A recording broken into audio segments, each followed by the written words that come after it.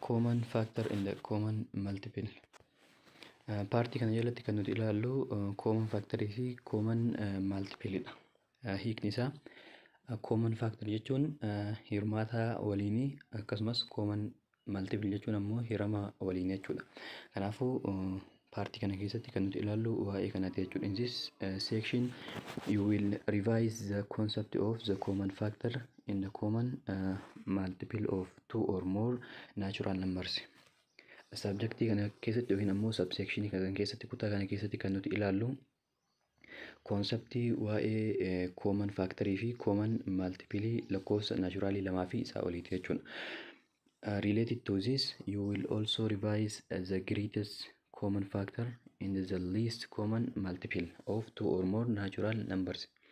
Akkasumas kan nuti ilaallu waa'ee maaliiti?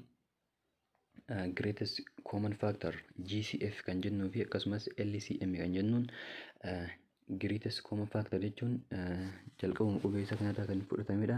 GCF yeroo jennee dubbisnutti greatest common factor jechuudha. GCF kana jechuun maal jechuudha? Hirmaata waliinii guddicha.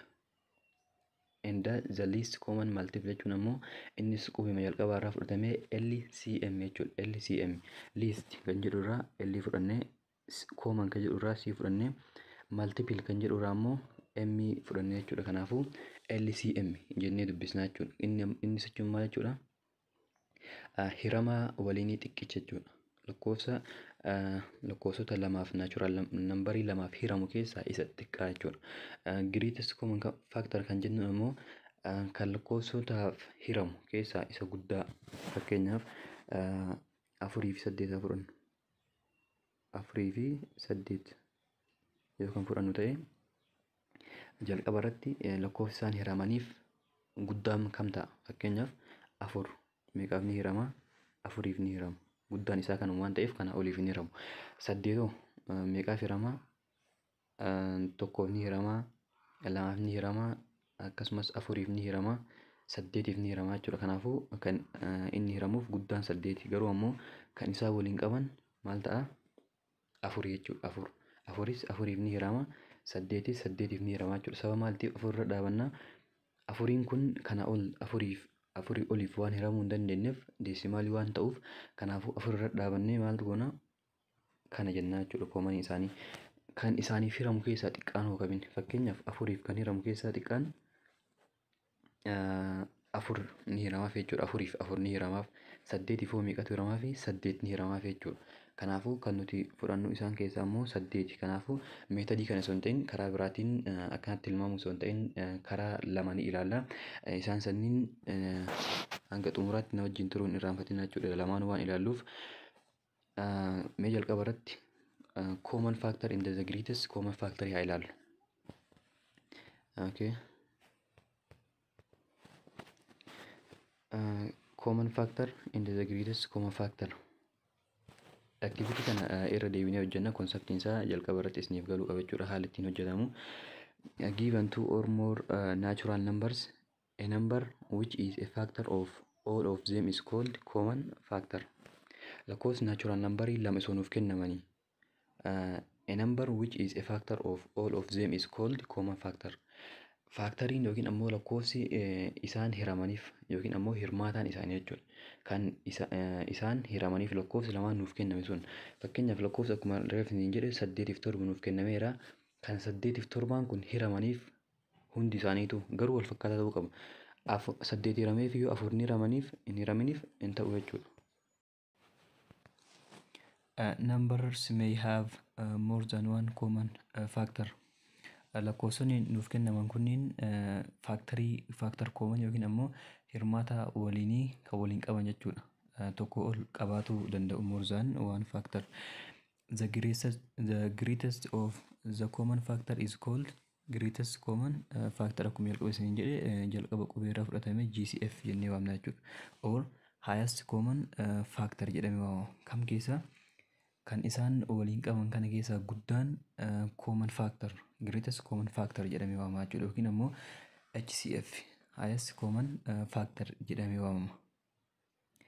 The greatest common factor of two numbers A and B is denoted by GCF of AB jennee haala kanaan bakka buufannaa jechuudha. Greatest common factor isaanii haala kamiin bakka buufannaa GCF of AB jennee bakka buufannaa jechuudha. Example, find the greatest common factor of 36 and 60. B irratti ammoo 32 and 27 isa kana yoo kan barbaannu ta'e haala kamiin barbaanna. Jalqaba irratti lakkoofsa 36 hiramuuf fakkeenyaaf common factor of 36 jennee kan jalqabnu ta'e isa kana jalqaba irratti tokkoof ni hirama jechuudha. Tokkoof yeroo hiramutti karaa salphaa ta'e yoo isinitti mul'isa. Yeroo tokkoof hiramu meeqa ta'a? Isa kan asitti 30 ta'a jechuudha. Yeroo tokkoof hiramu 36 ta'a jechuudha. Sorry. 36 yeroo tokkoof hiramu meeqa ta'a? 36. San booda meeqaaf ni hirama? Lamaaf ni hirama inni kun. Akkasumas boqonnaa kana jalatti maal ilaallee jira? Divisibility test ilaallee jira. Kanaafuu isaan haala kamiin lakkoofsaaf hirama moo hin hiramu isa jedhu irra deebatanii ilaaluu ni dandeettu. Yeroo lamaaf hiramu meeqa ta'a? 13 ta'a jechuudha. Sorry 13 miti. 18 ta'a. Yeroo lamaaf hirru 18 ta'a. Akkasumas 3 ni hirama. 3 fi yeroo hirru meeqa ta'a? 12 ta'a. 12 ta'a jechuudha. San booda meeqaaf ni hirama? Meeqaaf hirama? Afuriif yeroo hiramu meeqa ta'a? 18. Inni hafe meeqa? 6 fi yeroo hiramu immoo 6 ta'a. Kanaafuu kan 36 isa kana ta'a jechuudha. Kan 60 yeroo baasnu immoo kan 60 saaluma kanaa yoo kan baasnu ta'e tokkoof yeroo hiramutti meeqa ta'a? 60 ta'a. San booda lamaaf 30 ta'a. Sadiif meeqa ta'a? 20 ta'a. Meeqaaf hirama ammas? Afuriif ni hirama. Afuriif 15 ta'a. Afuriif 15 ta'a. Ammas shaniif ni hirama. Shaniif meeqa ta'a? 12 ta'a. Ammas jahaaf yeroo hiramu immoo meeqa ta'a? 10 ta'a jechuudha. Haala kanaan karaa salphaa ta'een lakkoofsa isoo keessaan gatiin baasuu ni dandeettan jechuudha. San booda kan isaa waliin qaban baafanna. Kanneen keessaa immoo kan isaa waliin qaban GCF of or common factor of CF common factor of 36 and 60 kan fa'a ta'a. Kan isaa waliin qaban kanneen keessaa ni ilaalla. Fakkeenyaaf tokko as ni jira. Kanaafuu tokko ammas 2. Lamaaf ni hiramu. 3fis akkasumas 4fis ni hiramu. Kanaafuu 3f 4f inni kun 5f ni hiramu. Kun ammoo ni hirama. Kanaafuu ni dhiisna. Kan waliin qaban qofa fudhanna waan ta'eef. Ammas 6 ni hiramu. San booda asitti meeqa jedha? Sorry, asitti meeqa ta'uu qaba ture? Bakka 18 jennu kana 9 ta'uu qaba. 9. Kanaafuu inni kun 9f waan hin hiramneef isas ni dhiisna. San booda 12. 12f ni hirama. Kan booda kan isaa waliin qaban hin jiru jechuudha. Kanaafuu GCF isaanii meeqa ta'a? Guddaan kanneen keessaa 12 ta'a. Haala kanaan baafatuu ni dandeenya jechuudha. 12 yookiin ammoo diyaagiraamii fayyadamnee yookiin fiigarii fayyadamnee haala kanaanis kan isaa waliin qaban bifa kanaan keessa keennee guddaan achi keessa kam akka ta'e baasuu ni dandeenya jechuudha. Inni biraa biillee haaruma kanaan haala amma fayyadamnee baasuu ni dandeenya. San booda kan isaan waliin qaban guddaan meeqa qofa? Tokko qofa. Kanaafuu kan tokko qofa waliin qaban ammoo maal jedhamu? Two or more natural numbers that have GCF of 1 is called relatively prime jedhamanii waamamu jechuudha. Kana jechuun lakkoofsi lama nuuf kennamee yoo faaktariin isaanii common faaktariin isaanii kan isaan waliin qaban kan isaan hiramaniif yoo kan tokko qofa ta'u taate maal jennaani? Relatively prime jennee waamna jechuudha. Fakkeenyi biraa kan relatively prime kan ta'e yoo kan isin dabal ta'e 4 fi 7 yoo kan fudhannu ta'e 4 meeqaaf hirama? Tokkoof ni hirama, lamaaf ni hirama, 4f ni hirama. 7 meeqaaf hirama? Tokkoo fi 7 qofaaf hirama. Kanaafuu kan isaan waliin qaban tokko qofa jechuudha. Sababa kanaaf maal jedhamanii waamamu? Relatively prime jedhamanii waamamu jechuudha lakkoofsonni akkanaa kunniin. The greatest common factor or GCF of two or more natural number is the greatest natural number that is the factor of all of a given number. Haaluma ammaan ibsine kanaan jechuudha. Common factor yookiin ammoo faaktariiwwan hirmaattota nuuf kenname keessaa guddaan maal jedhama? GCF jedhamee waamama jedha jechuudha. Akkuma jalqabarratti isin jedhe GCF fi LCM karaan lamaan barbaanne isin jedhee jira. Karaan inni tokko karaa amma ittiin barbaanne kanaadha. Karaan inni lammaffaa ammoo factorization method isa jedhamuun ilaallaa jechuudha. This method which is quicker way to find the GCF. Meetodiin kuni meetodii baay'ee ariitii qabudha. Maal gochuudhaaf? GCF keenya barbaaduudhaaf baay'ee karaa ariitii qabuun karaa quick ta'een kan ittiin barbaannudha jechuudha. Karaa jalqabaa caala karaan amma ittiin barbaannu kun baay'ee karaa salphaa fi akkasumas karaa ariitii qabudha jechuudha. Is called prime factorization method. Inni kun maal jedhamee waamama? Prime factorization method jedhamee waamama jechuudha. Maal akka ta'e ni ilaalla fakkeenyaan. In this method, the GCF of a given set of number is the product of their common prime factors. Each power to the smallest number of times it appears in the prime factorization of any of the numbers. Karaan kuni meetodii kana keessatti GCF karaa kamiin akka barbaannudha kan nuti ilaallu. GCF karaa kamiin akka barbaannu a given set of number is the product of their common prime factors. Product yookiin ammoo waliin baay'isuu maal wajjin baay'isneeti? Common prime factor isaanii wajjin baay'isnaa jechuudha. Akkuma jalqaba irratti ilaalaa turre sanitti factory isaanii barbaadaa turre jalqaba irratti. Amma ammoo karaa kana keessatti ammoo prime factory isaanii wajjin baay'isna kan maal ta'e? Each power to the smallest number kan karaa smallest number kan ta'edha. Poweriin isaa fakkeenyaaf powerii lama yoo qabaate fakkeenyaaf to the power of 3 yoo jedhee to the power of 2 yoo jedhe keessatti ammoo kanneen lamii keessaa smallest fudhanna. Smallestiin kam ta'a? To the power of 2 dha moo to the power of 3 dha? To the power of 2 dha. Kanaafuu to the power of 2 kana fudhannaa jechuudha. Kan gabaabaa ta'e kan smallest ta'e poweriin isaa kan poweriin isaa xiqqaa ta'e fudhannaa jechuudha.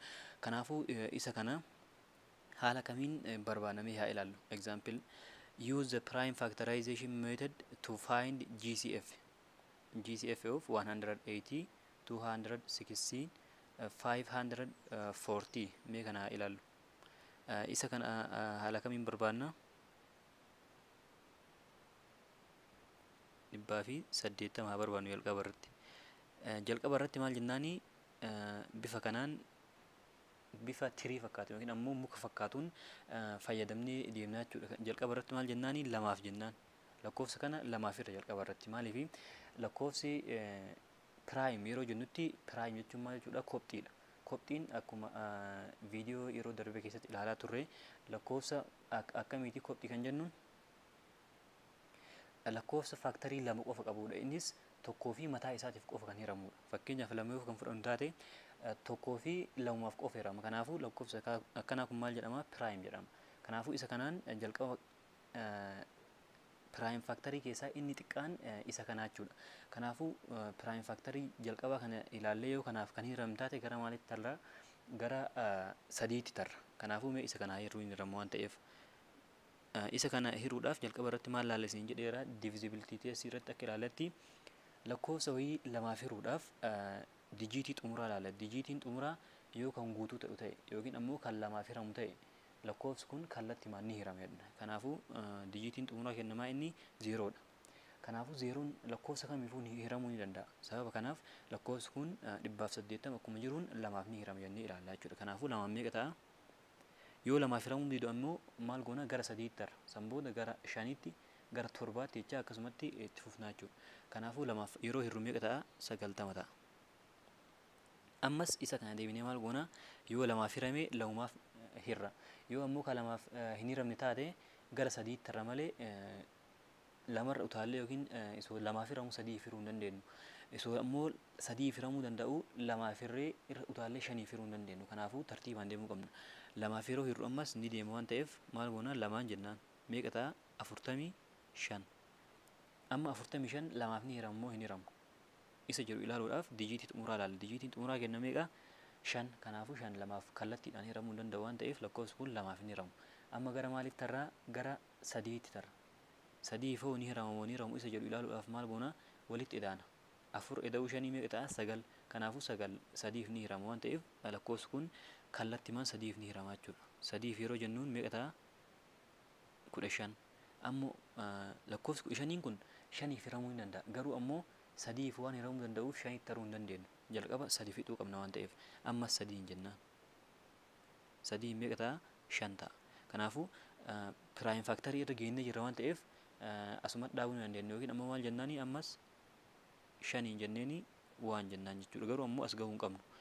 As gahuu hin qabnu maal irra dhaabuu qabna? 5 erga arganne bakka asitti dhaabne san booda ammoo lakkoofsota kanneen seera isaatii yeroo kennu 2 times 2 2 square dha. 2 square times 3 times 3 3 square times 5 inta qofa jira waan ta'eef 5 jennaan. Kanaafuu isa kana jechuudha. Faaktariin isaa haala kanaan lakkoofsa kana isa waliin baay'ifne meeqa arganna? 180 arganna. Kanaafuu inni jalqabaa maal nuuf kenna? 2 square times 3 square times 5. Inni itti aanu 260 isa kana 216 isa kanas haa ilaallu. 216 isa kanas maal goona? Lamarraa kaana. Lamaan meeqa ta'a? 108 ta'a. Ammas lamaan 54. Ammas lamaan ni deema waan ta'eef meeqa ta'a? 27 ta'a.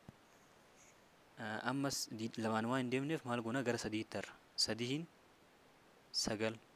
Ammas sadiin 3 ta'a. Kanaafuu 2 times 2 times 2 meeqa ta'a? 2 cube times 3 times 2 3 times 3 times 3 3 cube. Kanaafuu isa kana ta'a jechuudha. Inni lammaffaa haala kanaan baafanna. Inni sadaffaan ammoo 540. 540. Isa kanas yoo kan ilaallu ta'e meeqaan jennaan? Lamaan meeqa ta'a? 270. Ammas isa kana lamaan jennaan lamaan meeqa ta'a? 135 ta'a jechuudha. 135. Ammas meeqaan deema inni kun lamaan deemuu hin danda'u. Kanaafuu sadiin ni deema. Sadiin meeqa ta'a? 45. Ammas sadiin 15. Sadiin 5 ta'a jechuudha. Kanaafuu isa kana yoo waliin baay'isnu 2 times 2 2 square 2 square times 3 times 3 times 3 3 cube times 5 isa kana argannee jirra jechuudha.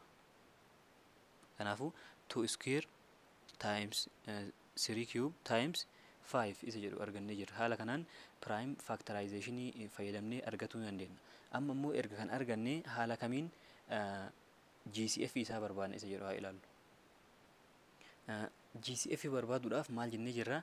Koomanii isaa waliin qaban keessaa lakkoofsa isaa waliin qaban keessaa kan paaworii xiqqaa fudhanna. Maal irratti? GCF irratti. Garuu ammoo LCM irratti yeroo bira dhufnu ni ilaalla.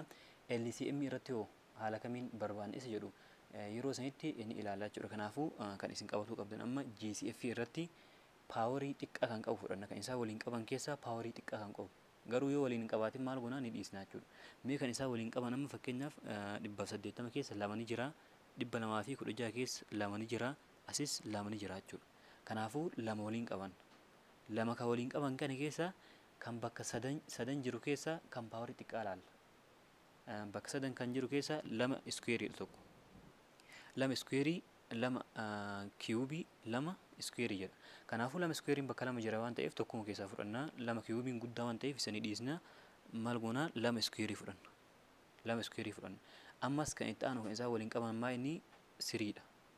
3 iskuweer 3 kiyuub 3 kiyuub. Kanaafuu xiqqaan kam inni 3 iskuweer. 3 iskuweerii ta'a jechuudha. Kana booda as 5 ni jira. Asis ni jira, garuu as waan hin jiraanneef hin dhiisna jechuudha, fudhannu.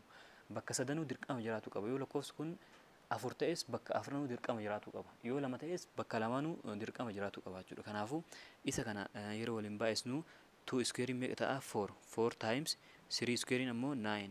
4 times 9 36 ta'a jechuudha. Kanaafuu GCF kennaa yookiin ammoo highest common factorii kennaa haala kanaan barbaaduu ni dandeenya jechuudha, karaa kana fayyadamne. Kanaafuu karaa lamaan barbaaduu ni dandeenya jennee jirra. Karaan tokko bifa kanaan barbaadudha, haala amma barbaadne kanaan. Karaan inni itti aanu ammoo akka jalqaba irratti ilaalaa turretti lakkoofsi kun tokkoof ni hirama, lamaaf ni hirama, sadiif ni hirama jennee lakkoofsota inni hiramuuf hunda baasnee sanniin keessaa kan isaa waliin qaban ilaallee kan waliin qaban san keessaa maal goonaa kam akkamii fudhannaa? Guddaa fudhannaa jechuudha GCF irratti. Garuu ammoo yoo prime factorization kan deemnu taate lakkoofsota isaa waliin qaban keessaa kan paawarii xiqqaa fudhannee san booda maal goonaa waliin baay'isnee karaa salphaa ta'een barbaaduu ni dandeenya. Haala salphaa ta'een karaa kana fayyadamnee barbaaduu ni dandeenya jechuudha. Inni itti aanu B irratti maal ilaallaa? Common multiples in the least common multiple.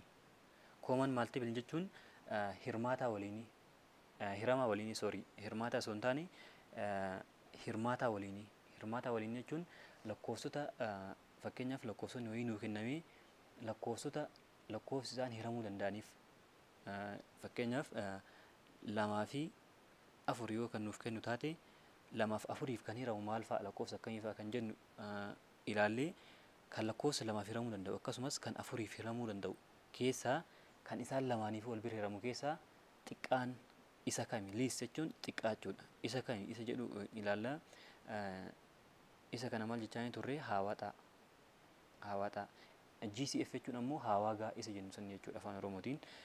LCM kan jennu ammoo least common multiple yookiin ammoo hawaaxaa, hiramaa walii xiqqicha. Hiramaa walii xiqqicha isa jedhu ilaallaa. Definition 1.3 for any two natural numbers a and b, the least common multiple of a and b denoted by LCM. LCM of AB, LCM of AB is the smallest multiple of both a and b. Lakkoofsota naturally lama a fi b yoo kan fudhannu taate least common multiple yookiin ammoo hawaaxaan A fi B haala kamiin barreessina? LCM. LCM jechuun gabaabumatti maal irraa fudhatame? Isa kanarraa least common multiple. L jechuun least, C common, M multiple isa jedhurraa fudhatame jechuudha.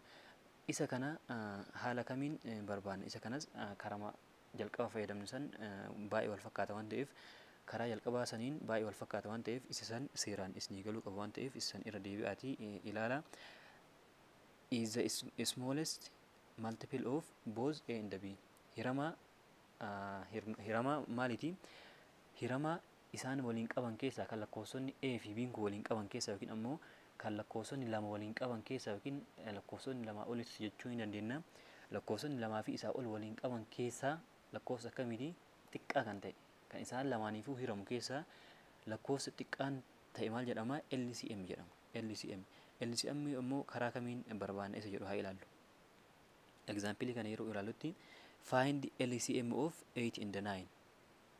LCM yookiin ammoo hawaaxa 8 fi 9 barbaadi jedha. Let's multiple of 8 jechuudha. M jechuun multiple of 8 and the multiple of 9 be the sets of multiples of 8 and 9 respectively.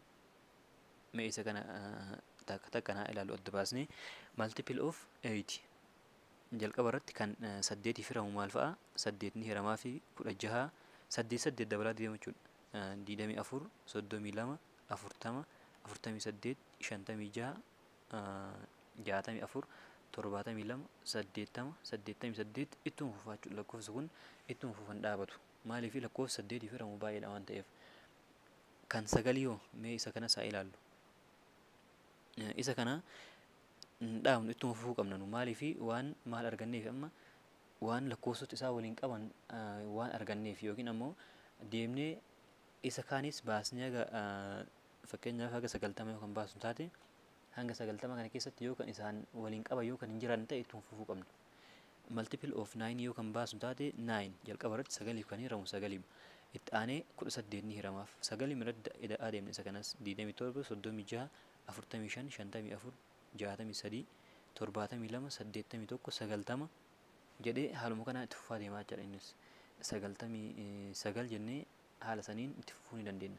Garuu ammoo isa kana amma maal argannee jirra 72 lakkoofsa wal fakkaataa argannee jirra. Isoo deemne ammas lakkoofsa haala kanaan isoo itti fufnee kan deemnu ta'ee lakkoofsa biraatis kan isaa waliin qaban argatuu ni dandeenya. Garuu ammoo kan nuti barbaadaa jirru maa inni xiqqaadha liisti waan jenneef xiqqaa erga argannee hin dhaabna jechuudha. Asumarra dhaabnee san booda therefore LCM of 8 in the 9 72 ta'a jechuudha. 72 ta'a kan isaan lamaaniif hiramu keessa xiqqaan hawaaxaan isaanii isa kana ta'a jechuudha. Prime factorization can also be used to find the LCM of a set of 2 or more than 2 numbers. Prime factorization is fayyadamnee also be used to find LCM. LCM barbaaduu ni dandeenya. Maal fayyadamnee prime factorizationiin meetodiin kun maal nu gargaara LCMs barbaaduu ni dandeenya jechuudha isa kana fayyadamnee. A common multiple contains all the prime factors of each numbers in the set. A common multiple contains all the prime factors of each numbers in the set. Common multiple maal of keessatti qabata prime factory hundi isaatu of keessatti ni qabata jechuudha in the set akka tuutaatti tuuta isaa keessatti ni qabata. The LCM is the product of each of these prime factors to the greatest number of times it appears in the prime factorization of the numbers. LCM ammoo product yookiin ammoo waliin baay'atu prime factory kanaati. Prime factoroota kanaati to the greatest numbers of times it appears.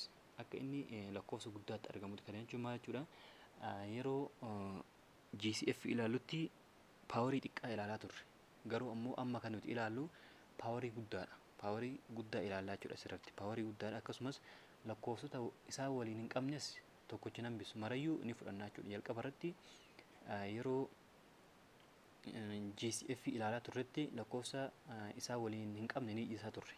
Garuu ammoo amma yoo lakkoofsota lamaan keessaa tokko keessa jiraate tokko keessa hin jiraatin inni fudhanne isa sanis hin dhiisnu waliin baay'isnaa jechuudha. Garuu ammoo kan isaa waliin qaban keessaa paawarii guddaa fudhatuu qabna.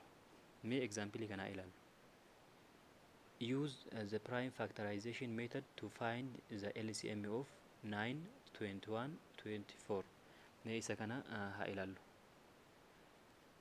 9 irraa kaanu jalqaba irratti 9 by 2 dhaan deemu 3 dhaan 3 dha. Kanaafuu 3 square ta'a jechuudha. 21 yeroo ilaallutti sadiin meeqa ta'a? 7 ta'a. Kanaafuu 3 baay'isuu 7 ta'a jechuudha inni kun. 3 baay'isuu 7ti. Inni itti aanu 24 lamaan 12 lamaan meeqa ta'a? 6 lamaan 3 ta'a jechuudha. Lamaan 3 ta'a. Kanaafuu inni kun ammoo 2 cube times 3 dha. 2 cube times 3 dha. Amma isa kana haala kamiin fudhanna isa jedhu yoo kan ilaallu taate jalqaba irratti kan isaan waliin qaban ilaalla. Kan isaan waliin qaban keessaa paawarii guddaa fudhatuu qabna. Kan isaan waliin qaban keessaa 3 bakka sadanuu ni jirti waan ta'eef kun paawarii takka takka inni jalaa kunniin kanaafi inni kun paawariin isaa takka jechuudha. Kanaafuu 3 jechuudha. Inni gubbaa immoo paawariin isaa 2 waan ta'eef isa kana fudhanna. 3 square isa kan ni fudhanne jalqaba irratti. Sanboota lakkoofsota hafan kan isaa waliin hin qabne lamaanuu ni fudhanna jechuudha. Fakkeenyaaf 7 waliin hin qabanii 7 as qofa jira waan ta'eef GCF irratti dhiisaa turre. Amma garuu LCM irratti fudhatuu qabna. Times 7 jennaan times inni kunis 2 cubiin bakka meeqa jira? Bakka tokko qofa jira. Kanaafuu isa kanas hin dhiisu ni fudhatuu qabna asirratti. 2 the power of 3 dha. LCM irratti kan nuti ilaallu lakkoofsota isaa waliin qaban qofa. Lakkoofsonni isaa waliin qaban paawarii isaa guddaa fudhanna. Kaaniin ammoo kanaaf hundi isaatu ni fudhanna jechuudha akkuma jirutti. Kanaafuu meeqa ta'a inni kuni 2 squarein 3 squarein meeqa ta'a? 9 times 7 times 2 cubein ammoo 8. Isa kana yeroo waliin baay'isu meeqa arganna? 500 fi 4. Kanaafuu LCM isaanii kan isaaniif hiramu kan waliin isaan qaban keessaa inni xiqqaan 500 fi 4 ta'a jechuudha. 500 fi 4 ta'a. Isa kana isaa ilaallu. 3 akkuma nu ilaalle 3 squareidha. Inni kun 3 times 7dha. Inni kun haala kanaan the prime factor that appears in this factorization are 2, 3, 7. Isa kana jechuudha. Prime kenna isaan kanneen ture. Garuu prime tokkochayyuu hin dhiisu. Kanaafuu hin dhiifnu jechuudha. Tokkochayyuu hin dhiifnu garuu ammoo kan nuti ilaallu kan isaa waliin qaban. Kan isaa waliin qaban keessaa kan paawarii guddaa fudhanna. Kanaaf kaafe ammoo akkuma jiru fudhannee ittiin baay'isna jechuudha. Paawarii isaa yoo qabaatu baates akkuma jirutti yoo qabaate akkuma jiru fudhannee ittiin baay'isna. Yoo qabaatu baates akkuma jirutti lakkoofsan fudhannee ittiin baay'isna jechuudha. Kanaafuu LCM'n isa kanaa meeqa ta'a? 500 fi 4 ta'a. Mee activity kanaa hojjennu. Yeroo baay'ee activity kitaaba keessan irra jiru bira tarrannu hundinuu. Garuu ammoo activity'n kun gara definition wayii nu qajeelcha. Mee isa kana hojjennee maalitti akka nu qajeelchu haa ilaallu. Jalqaba irratti maal jedha? Find irratti GCF in the LCM of 336 in the 48. LCM fi GCF 36 fi 48 barbaadi jedha. Isa kana karaa maqaa barbaadaa turreen haa barbaannu. 36 48 jalqaba irratti lamaan jennaan. Lamaan meeqa ta'a? 18 lamaan 9 sadiin meeqa ta'a? 3. Kanaafuu inni kun 2 square times 3 square ta'a jechuudha. Kan meeqa? Kan 36 factorization isaa. Kan 48 haa ilaallu. Lamaan 24 lamaan 12 lamaan 6 lamaan 3. Inni kunoo 2 the power of 4 2 the power of 4 2 the power of 4 times 3 dha. 2 the power of 4 times 3 dha. Isa kanarra GCF haa barbaannu jalqaba irratti. GCF fi LCM isuma kanarra barbaannaa jechuudha. Inni kun GCF yeroo barbaannu kan waliin qaban qofa ilaalla. Kan waliin qaban keessaa paawarii xiqqaa fudhanna. Kan waliin hin qabne yoo jiraatu taate ni dhiisna jechuudha GCF irratti. Kanaafuu lama as ni jira, asis ni jira. Kanaafuu paawariin xiqqaan 2 square dha. 2 square times kun 2 the power of 4 dha waan ta'eef 16 ta'a jechuudha. Kanaafuu paawariin xiqqaan kenna 2 square dha. 3 square no 3 square fi 3 jira. Kanaafuu xiqqaan 3 dha. Kanaafuu inni kun 2 square times 3 jechuun 4 times 2 jechuudha. Kanaafuu meeqa ta'a? 12 ta'a. 12 ta'a jechuudha. Maaltu GCF'n kenna? GCF'n kenna 12 ta'a. Isa kanaa qabannu 12 ta'a. LCM yeroo barbaannu ammoo kan waliin qaban keessaa paawarii guddaa fudhannaa. Yoo kan waliin qaban jiraate ta'e ammoo isanis ni fudhannaa jechuudha. Kanaafuu kan isaa waliin qaban keessaa paawarii guddaa barbaannu ammoo. Inni kuni lama yoo ilaallu bakka lamaa ni jira. Kanaafuu paawariin guddaan 2 the power of 4 times 3 bakka lamaan ni jira paawariin guddaan 3 square dha. Kana jechuun 16 baay'isu 9 meeqa ta'a? 144 ta'a jechuudha. LCM'n kenna 144, GCF'n kenna immoo 12 ta'a. LCM'n kenna 144 arganne. Haala kanaan xumuree jira jechuudha. 12 fi 44. GCF'n kenna meeqa? 12, LCM'n immoo 144. B irratti maal jedha? GCF of 36,48 times LCM of 36,48. Kana jechuun maal jechuudha? Waliin baay'isidha. GCF fi LCM kana waliin baay'isidha jedha. Kanaafuu 12 baay'isu 144. Isa kana yeroo waliin baay'isu meeqa arganna? 1,728 ta'a jechuudha. B'n deebiin kenna isa kana ta'a. C ammoo haa ilaallu. C'n ammoo maal jedha? 36 fi isuma kana 36 fi 48 kallattiima waliin baay'isidha. Isa kanas yeroo waliin baay'isnu isuma kana arganna jechuudha. Deebiin kenna kan B fi kan C isuma kana ta'a lamaanuu. Deebiin kenna tokkuma ta'a. Discuss and generalize your result jedha. Mee isa kana haala kamiin akka generalize nuuf godhe haa ilaallu.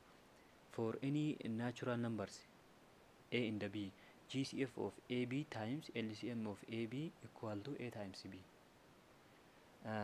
Lakkoofsa naachuraalii kamiifuu A and B dhaaf. A and B jechuun lakkoofsa naachuraalii barbaadne fudhachuu ni dandeenya jechuudha. Lakkoofsa naachuraalii kamiifuu GCF isaaniitii fi LCM isaanii yoo waliin kan baay'isu ta'e lakkoofsa cumsanii lamii waliin baay'isu ta'a jechuudha. Kana jechuun fakkeenyaaf bakka A fi B kana lakkoofsa fudhachuu ni dandeettu isin. Inni fakkeenyaaf nuuf kaa'e malee isa kana akkuma jalqaba irratti nuuf fudhatame kana GCF 36 fi 48 barbaannee jirra. GCF'n kenna 12. LCM'n ammoo meeqa ta'e? 144. GCF fi yookiin ammoo hawaaxaa fi hawaagaa waliin yoo baay'isnee fi lakkoofsota nuuf kennaman sanniin lamaan kallattiima yoo waliin baay'ifne deebiin isaa tokkuma ta'a jedha. Kanaafuu isa kana hojjennee jira nutis. Haala kamiin B irratti maal goone GCF fi LCM waliin baay'isne meeqa arganne? 1,728 arganne.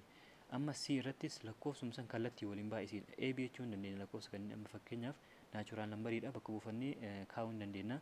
Kanaafuu isa kana immoo 36 fi 48 yeroo waliin baay'isnu waliin baay'isa ilaala tokkuma ta'a deebiin isaa 1,728 ta'a.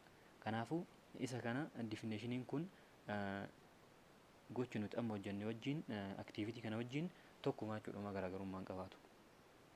Kanaaf barnoota keenya kan guyyaa har'aa haala kanaan xumuree jirra. Yeroo itti aanu mata duree rational numbers isa jedhuun walitti deebina. Viidiyoon kun akka isinitti tole abdiin guddaa qaba.